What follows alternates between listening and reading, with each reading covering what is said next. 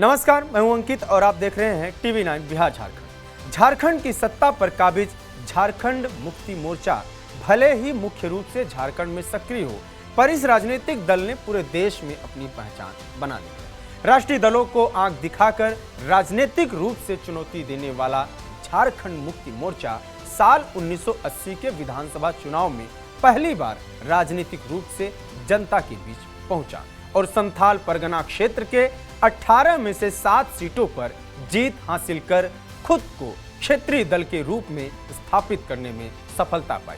साल 1980 के विधानसभा चुनाव में पहली बार साइमन मरांडी, सूरज मंडल, देवीधन बेसरा, स्टीफन मरांडी, डेविड मुर्मू, आशिया चरणलाल और देवन सोरेन जैसे नेताओं ने झारखंड मुक्ति मोर्चा की टिकट पर जीत हासिल की थी। 5 साल बाद 1985 में हुए विधानसभा चुनाव में भी जेएमएम को 7 सीटों पर ही जीत मिली। हालांकि साल 1990 का विधानसभा चुनाव राजनीतिक रूप से इस पार्टी के लिए टर्निंग पॉइंट साबित हुआ। जेएमएम ने संथाल परगना के 18 में से 8 सीटों पर जीत हासिल कर ली। वर्तमान दौर की बात करें तो झारखंड मुक्ति मोर्चा का असर झारखंड के 5 प्रमंडल में दिखता है। हालांकि संथाल और कोल्हान को जेएमएम का गढ़ माना जाता है। जेएमएम ने साल 2019 के चुनाव में संथाल परगना की 18 में से 9 सीटों पर जीत दर्ज की थी, जबकि भारतीय जनता पार्टी को संथाल परगना की 4 सीटों पर जीत से ही संतोष करना पड़ा था।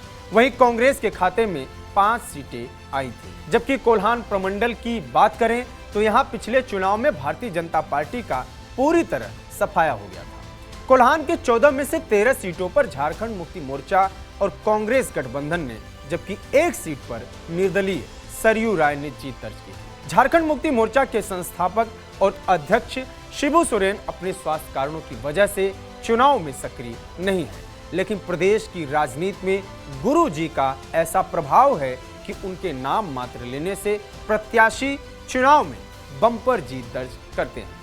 ऐसे तो कहा जाता है कि शिबू सोरेन की पहचान टुंडी सीट से हुई थी। हालांकि वह साल 1977 में विधानसभा चुनाव तो नहीं जीत सके, लेकिन उन्हें दिशोम गुरु की पदवी जरूर मिल गई। शिबू सोरेन ने अपना पहला विधानसभा चुनाव टुंडी सीट से लड़ा था और वह जनता पार्टी के सत्यनारायण दुदानी से हार गए थे। 70 के दशक में शिबू सोरेन ने धन कटनी आंदोलन के नाम से टुंडी में आदिवासियों को गोलबंद किया था।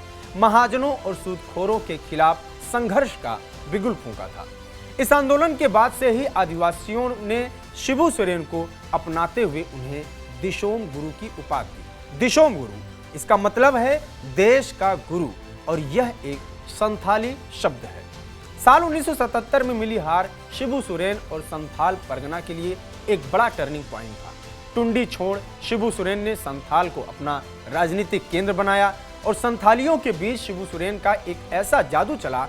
महज 2.5 साल के बाद 1980 में हुए लोकसभा चुनाव में दुमका सीट से झारखंड मुक्ति मोर्चा ने जीत दर्ज कर ली। 1980 में ही दुमका सीट से शिबू सोरेन कांग्रेस के दिग्गज नेता पृथ्वी चंद किस्कू को हराकर पहली बार लोकसभा में पहुंचे।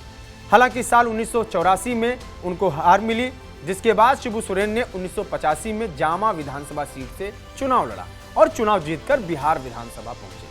साल 1989 के आम चुनाव में फिर से दुमका संसदीय सीट से लड़े और चुनाव जीतकर लोकसभा पहुंचे। इसके बाद दुमका सीट से ही साल 2004, 2009, 2014 में भी जीतकर वह लोकसभा पहुंचे। दुमका सीट पर शिबू सोरेन कुल 8 बार चुनाव जीते हैं। हालांकि 1998, 1999 और फिर 2019 में इस सीट पर बीजेपी ने जीत दर्ज की। अभी शिबू सोरेन राज्यसभा के सांसद हैं। ऐसा भी कहा जाता है कि झारखंड की सत्ता संथाल परगना और कोल्हान के रास्ते आती है।